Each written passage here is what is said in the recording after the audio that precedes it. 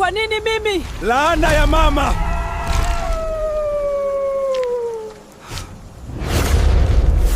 Mwanangu, ukienda mjini usinisahau. Heshimu watu na umkumbuke Mungu. Kijiji cha Kihinga kilikuwa kimetulia, kikiwa kimezungukwa na mashamba ya mahindi na migomba iliyokuwa ikitingishika taratibu kwa upepo wa jioni. Lakini nyuma ya utulivu huo, kulikuwa na hadithi ambayo wazee walikuwa wakiihofia kuisimulia hadharani. Hadithi ya laana ya mama. Kulikuwa na kijana mmoja aliyeitwa Baraka. Alikuwa na nguvu, akili na ndoto kubwa za kuondoka kijijini na kutafuta maisha bora mjini. Mama yake, Mama Neema, alikuwa mwanamke mnyenyekevu lakini mwenye hekima kubwa. Alimlea Baraka peke yake tangu baba yake alipofariki. Mwanangu, ukienda mjini usinisahau. Heshimu watu na umkumbuke Mungu. Maisha yako ya kijijini sio maisha yangu. Nataka mafanikio. Usivunje moyo wa mama mwanangu. Machozi yake yanaweza kuwa laana. Siku moja, Baraka alipata nafasi ya kwenda mjini Dar es Salaam kufanya kazi. Alifurahi sana, lakini mama yake alimwambia kwa upole, Mwanangu, ukienda mjini usinisahau. Heshimu watu na umkumbuke Mungu. Mama, maisha yako ya kijijini sio maisha yangu. Nataka mafanikio. Lakini Baraka, akiwa na kiburi cha ujana, alimjibu kwa dharau, Mama, wewe hujui maisha ya sasa. Haya maneno yako ni ya kizamani. Maneno hayo yalimchoma Mama Neema moyoni kama kisu. Hakusema mengi, ila alimwangalia mwanaye kwa huzuni kubwa na kusema kwa sauti ya chini, Sawa mwanangu, lakini kumbuka, moyo wa mama ukivunjika, machozi yake yanaweza kuwa laana. Baraka aliondoka bila hata kugeuka nyuma. Miaka ilipita. Mwanzoni Baraka alipata mafanikio makubwa. Alipata kazi nzuri, pesa na marafiki wengi. Lakini taratibu mambo yalianza kubadilika. Kazi ilipotea ghafla, biashara aliyoanzisha ilianguka, marafiki walimkimbia. Kila alichokifanya kiligeuka kuwa hasara. Usiku alianza kuota ndoto za ajabu. Kwa nini uliniacha mwanangu?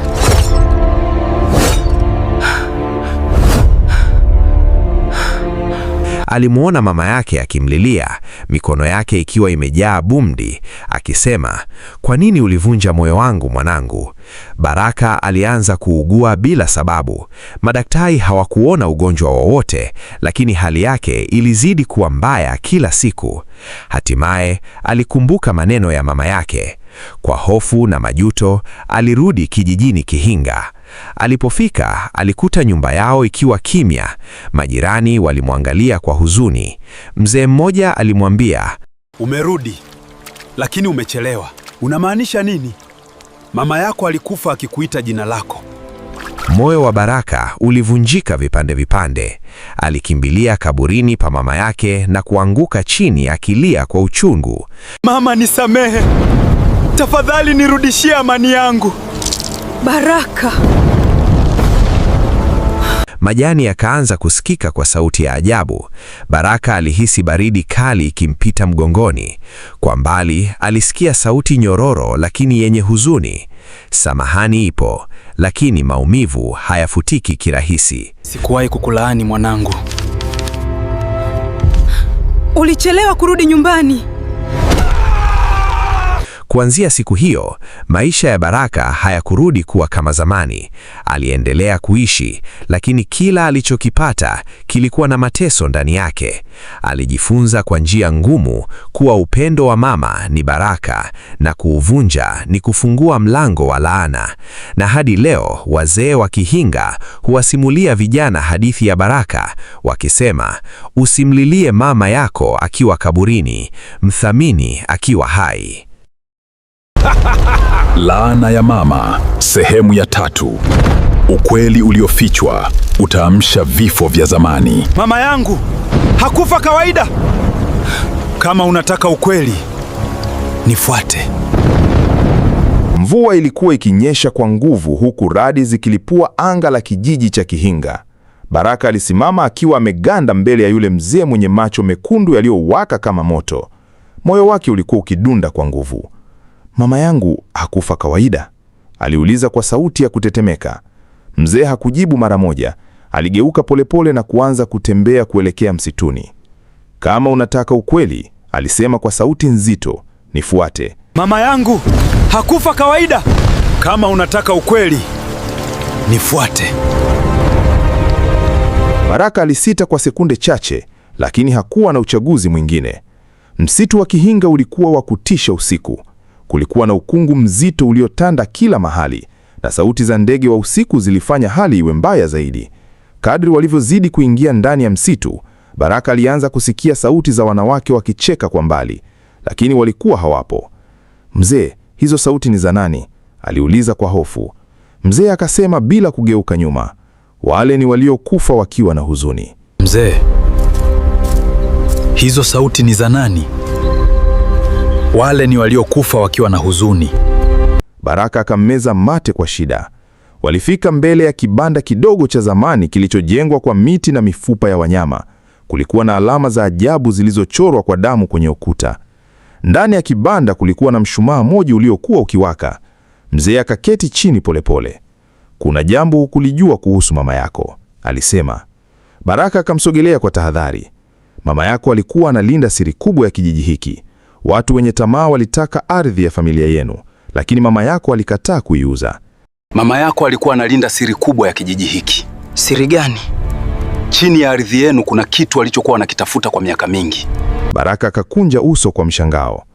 Ardhi? Mzee akatikisa kichwa. Ndiyo, chini ya ardhi hiyo kuna kitu walichokuwa wanakitafuta kwa miaka mingi. Mna maana gani? Kabla mzee hajajibu, upepo mkali ukavuma ghafla na mshumaa ukazimika. Giza nene likatawala.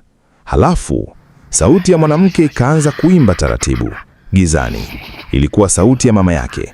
Baraka akasimama kwa hofu. Mama! Kisha macho mawili mekundu yakafunguka gizani. Walimuua kwa sababu yako. Mama yangu aliuawa. Baraka akarudi nyuma haraka. Kutoka kwenye kona ya kibanda, kiumbe kirefu cheusi kilianza kutoka taratibu. Miguu yake ilikuwa mirefu isiyo ya kawaida, na nywele zake zilikuwa zikiburuzika chini kama nyoka. Kiumbe kile kikasema kwa sauti iliyochanganyika na kilio. Walimuua kwa sababu yako. Mama yangu aliuawa. Baraka akahisi damu kuganda mwilini. Mama yangu aliuawa. Radi ikapiga kwa nguvu nje ya kibanda. Mzee akasimama ghafla. Toroka! Alipiga kelele. Mlango wa kibanda ukajifunga wenyewe kwa kishindo. Boom! Baraka akaanza kupiga mlango kwa nguvu, huku kile kiumbe kikizidi kumsogelea polepole gizani. Mwanangu, sauti ya mama yake ikasema kwa uchungu. Usiwaamini. Lakini kabla hajamaliza, uso wa mzee ukaanza kubadilika. Ngozi yake ikapasuka taratibu. Machoni pake moto mwekundu ukawaka zaidi, na kwa sauti nzito ya kutisha akasema, kwa sababu mimi ndiye niliyeanza laana hii. Mwanangu, usiwaamini, kwa sababu mimi ndiye niliyeanza laana hii. Baraka akabaki ameganda kwa hofu. Nje, msitu mzima ulianza kutikisika, huku sauti za watu waliokufa zikisikika kila upande. Na katikati ya giza, kicheko cha mama yake kikaanza kusikika polepole. Endelea kuwa pamoja nasi, nini kitaendelea sasa?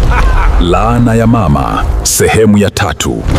Ukweli uliofichwa utaamsha vifo vya zamani. Baraka, ulichelewa kurudi mwanangu. Mama, nisamehe. Laana imeanza. Usiku ule baada ya kulia kwenye kaburi la mama yake, Baraka hakurudi nyumbani mara moja. Alibaki ameketi karibu na kaburi lile hadi giza zito lilipoifunika kabisa makaburi ya kijiji cha Kihinga. Upepo ulivuma taratibu, huku miti mirefu ikitoa sauti za kutisha. Mbali kidogo, mbwa walikuwa wakibweka bila mpangilio, kana kwamba walikuwa wakiona kitu kisichoonekana kwa macho ya kawaida. Baraka alikuwa akitetemeka. Ghafla, alisikia hatua nyuma yake. Tap, tap, tap.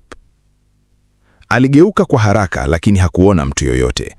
Halafu sauti nzito ya mzee ikasikika gizani. Umerudi kutafuta msamaha, lakini kuna kitu umeficha moyoni mwako. Mimi nataka tu maisha yangu yarudi kawaida. Baraka alishtuka alipomwona mzee mmoja aliyekuwa amevaa joho jeusi lililochakaa. Uso wake ulikuwa umejaa makunyanzi na macho yake yalionekana kana kwamba yalikuwa yanaona ndani kabisa ya nafsi ya mtu. Mimi nataka tu maisha yangu yarudi kawaida. Laana ya mama haikatiki kwa maneno tu, inakatika kwa toba ya kweli. Baraka akameza mate kwa shida. Nifanye nini? Mzee akamwangalia moja kwa moja machoni. Kesho usiku wa manane, nenda kwenye nyumba yako ya zamani. Kuna siri mama yako aliificha kabla hajafa. Usiku uliofuata, Baraka alienda kwenye nyumba ya udongo aliyokulia. Ilikuwa imechakaa, paa likivuja na ukuta mmoja ukiwa umeanza kuporomoka. Aliwasha kibatari na kuingia ndani. Harufu ya mavumbi na unyevunyevu ilijaa kila kona. Alianza kutafuta kila mahali mpaka alipofika chini ya kitanda cha zamani cha mama yake. Kulikuwa na sanduku dogo la mbwa lililofungwa kwa kitambaa chekundu. Mikono yake ilitetemeka alipolikamata. Ndani yake kulikuwa na picha ya zamani ya familia yao na barua. Baraka akaanza kuisoma kwa sauti ya chini. Mwanangu Baraka, sikuwahi kukulaani. Basi najua maisha yamekufundisha kile ambacho sikuweza kukufundisha kwa maneno. Sikuwahi kukulaani, lakini maumivu ya moyo wangu yalifungua mlango wa giza juu yako. Kuna watu walitaka kukuangamiza tangu zamani na walitumia ugomvi wetu kama njia ya kukufikia. Baraka alisimama rafla. Mungu wangu. Kabla hajamaliza kusoma, upepo mkali uliingia ndani ya nyumba na kuzima kibatari. Giza totoro likatawala. Kisha sauti ya mwanamke ikaanza kusikika ndani ya nyumba. Baraka.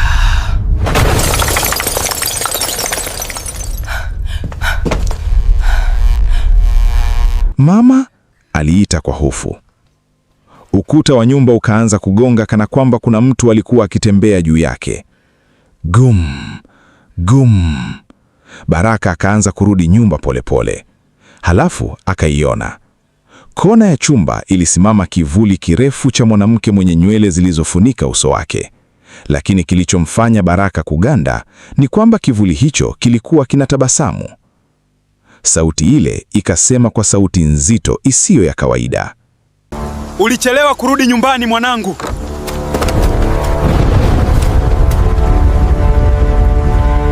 Baraka alipiga kelele na kukimbia nje ya nyumba, huku mvua kubwa ikianza kunyesha ghafla. Lakini alipofika nje, alimuona yule mzee wa joho jeusi akiwa amesimama chini ya mti mkubwa. Na safari hii uso wake haukuwa wa kawaida tena. Machoni pake kulikuwa na mwanga mwekundu wa kutisha. Mzee akasema, ukweli umeanza kufunguka. Mama yako hakufa Ukweli umeanza kufunguka. Mama yako hakufa kawaida. Mama yako hakufa kawaida. Walimuua kwa sababu yako mama. Nani aliyemuua? Mlango umefunguliwa. Kimbia mwanangu. Laana imeamka.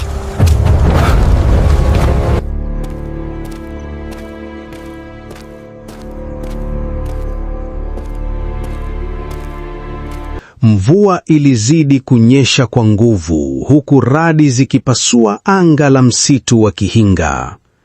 Baraka alisimama mbele ya ngazi za mawe zilizokuwa zikielekea kwenye giza lisiloonekana mwisho wake.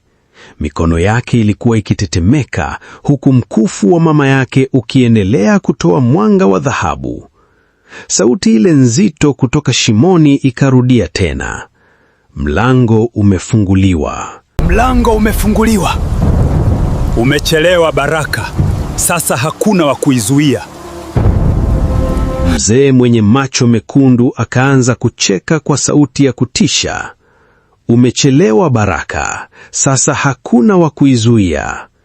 Lakini ghafla roho ya mama Neema ilisimama mbele ya mwanae.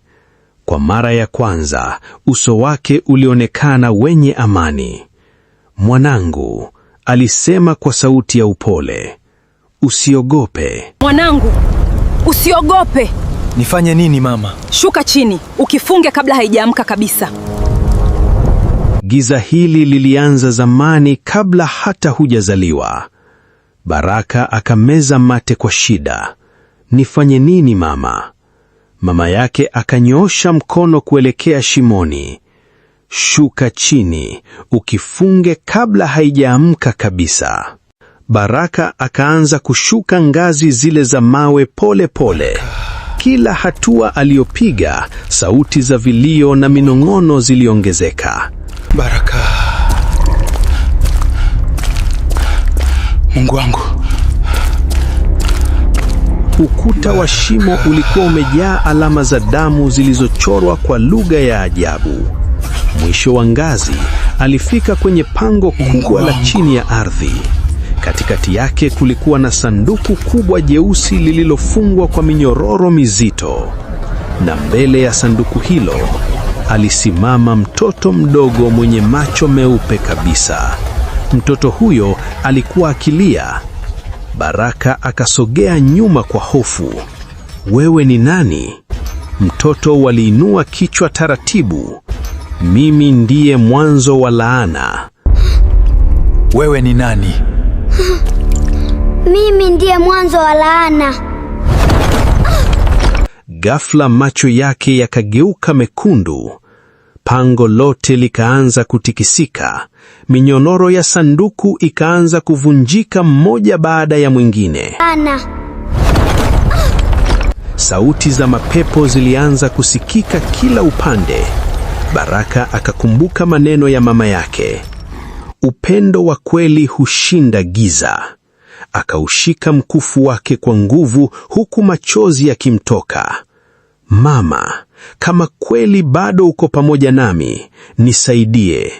Mama, kama kweli bado uko pamoja nami, nisaidie. Laana hii ilikuwa kwa chuki. Mkufu ukaangaza mwanga mkali sana mpaka pango lote likajaa nuru ya dhahabu. Ndani ya mwanga ule, roho ya mama Neema ikaonekana. Hakukuwa tena na sura ya kutisha. Alikuwa akitabasamu. Mwanangu, alisema kwa sauti ya upole. Laana hii ilikuwa kwa chuki, lakini itaisha kwa msamaha. Baraka akaanguka magotini huku akilia. Nisamehe mama. Mama yake akamgusa kichwani. Nimekusamehe siku nyingi. Ghafla mwanga ule ukaingia ndani ya sanduku lile jeusi. Kilio kikubwa cha kutisha kikatikisa pango lote. Kiumbe kilichokuwa kinaamka kikaanza kuungua ndani ya mwanga ule. Mzee wa joho jeusi aliyekuwa juu ya kibanda akapiga kelele kali za maumivu huku mwili wake ukigeuka kuwa mavumbi. Minyororo ikajifunga tena yenyewe. Sanduku likafungwa. Kimya kikatawala. Asubuhi ilipofika, mvua ilisimama. Baraka alijikuta amelala karibu na kaburi la mama yake. Jua la asubuhi lilikuwa liking'aa juu ya kijiji cha Kihinga. Kwa mara ya kwanza baada ya miaka mingi, moyo wake ulikuwa mwepesi. Pembeni yake kulikuwa na mkufu ule ule wa mama yake, lakini safari hii haukuwa uking'aa tena. Baraka akatabasamu kwa huzuni huku machozi yakimtoka. Asante mama. Upepo mwanana ukavuma taratibu, na kwa mbali sauti ya mama yake ikasikika kwa upole. Nitakuwa nawe siku zote mwanangu. Baraka akainuka pole pole na kutembea kuelekea kijijini huku mwanga wa jua ukifunika njia yake.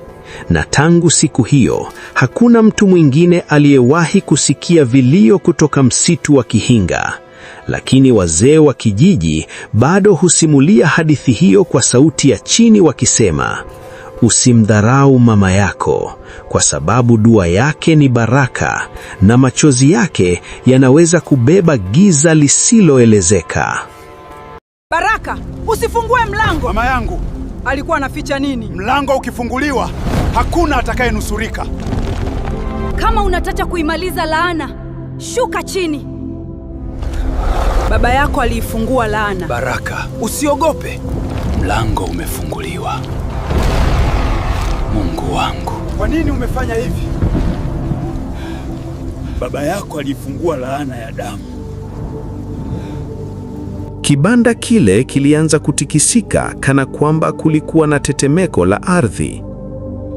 Baraka alisimama akiwa ameganda kwa hofu, huku akimtazama yule mzee ambaye sasa uso wake ulikuwa umeharibika vibaya. Ngozi yake ilikuwa ikiyeyuka taratibu, macho yake mekundu yakitoa mwanga wa kutisha ndani ya giza. "Kwa nini umefanya hivi?" Baraka aliuliza kwa sauti iliyokatika. Mzee akaanza kucheka polepole. Kicheko chake hakikuwa cha kawaida. Kilikuwa kama sauti ya watu wengi waliokuwa wakilia kwa pamoja. "Kwa nini umefanya hivi?" "Baba yako alifungua laana ya damu." Miaka mingi iliyopita, alisema, baba yako alipata kitu hakikupaswa kuguswa. Radi ikapiga nje. Mzee akaendelea, "Chini ya ardhi ya familia yenu kuna sanduku la kale lililofungwa kwa damu. Wazee wa zamani walilificha humo ili kuizuia roho ya giza isitoke." Baraka akahisi miguu yake ikilegea. "Chini ya ardhi ya familia yenu kuna sanduku lililofungwa kwa damu. Mama yangu alijua." Mzee alipaza sauti, "Mama yako ndiye aliyekuwa ikiizuia laana isikufikie." Upepo mkali ulivuma ndani ya kibanda. Mshumaa ukawaka tena wenyewe. Na hapo ndipo Baraka alipokiona kitu kilichokuwa nyuma ya mzee. Ilikuwa roho ya mama yake, lakini hakuwa kama zamani. Macho yake yalikuwa meupe kabisa na mwili wake ulifunikwa na mavumbi kana kwamba alikuwa tumetoka kaburini muda huo. "Mama," Baraka alisema huku machozi yakimtoka. Roho ile ikanyoosha mkono wake polepole kuelekea chini ya sakafu ya kibanda. Fungua. Ni nini hiki? Kwa hasira kali, "Hapana." Ghafla ukuta wa kibanda ukapasuka kwa nguvu kubwa. "Hapana!"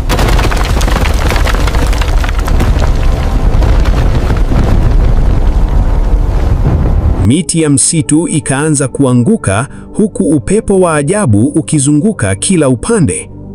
Baraka akaanguka chini, lakini macho yake yalibaki kwenye sehemu ambayo mama yake alikuwa ameonyesha. Kulikuwa na mlango mdogo wa mbao uliokuwa umefichwa chini ya ngozi za wanyama. Baraka akakusanya nguvu zake na kuukimbilia. Mzee akatoa kelele ya kutisha isiyo ya kibinadamu, "Usiufungue!" Lakini tayari Baraka alikuwa ameuvuta. Mlango ukafunguka kwa kishindo. Harufu kali ya damu na udongo wa zamani ikatoka chini. Kulikuwa na ngazi za mawe zikielekea gizani, na kutoka ndani kabisa kulikuwa na sauti ya mtoto mdogo akilia. Baraka akabaki akitetemeka. Mtoto? Roho ya mama yake ikamwangalia kwa huzuni kubwa. Kuna kitu kilifungwa humo miaka mingi iliyopita. Kabla hajamuuliza zaidi, mzee akaruka kwa kasi ya ajabu na kumshika Baraka shingoni. Macho yake yakawaka moto mkali. "Sasa utaungana nao milele." "Sasa utaungana nao milele." Lakini ghafla, mkufu aliokuwa amepewa na mama yake zamani ukaanza kung'aa mwanga wa mkali wa dhahabu. Mzee akapiga kelele za maumivu na kurudi nyuma. Mkufu, huo ndio ulinzi wako. Roho ya mama yake ikasema kwa sauti ya mwisho, "Baraka, ukitaka kuimaliza laana, lazima ushuke chini. Usiniondoke mama." Baraka akatazama zile ngazi za giza, huku sauti ya mtoto mdogo ikiendelea kulia ndani ya shimo lile. Halafu kitu fulani kikaanza kupanda kutoka chini. Mikono meupe yenye kucha ndefu ilijishika kwenye ngazi za mawe, na sauti nzito ya kutisha ikasikika. Mlango umefunguliwa. Sasa hakuna atakayesalimika. Hii haiwezekani.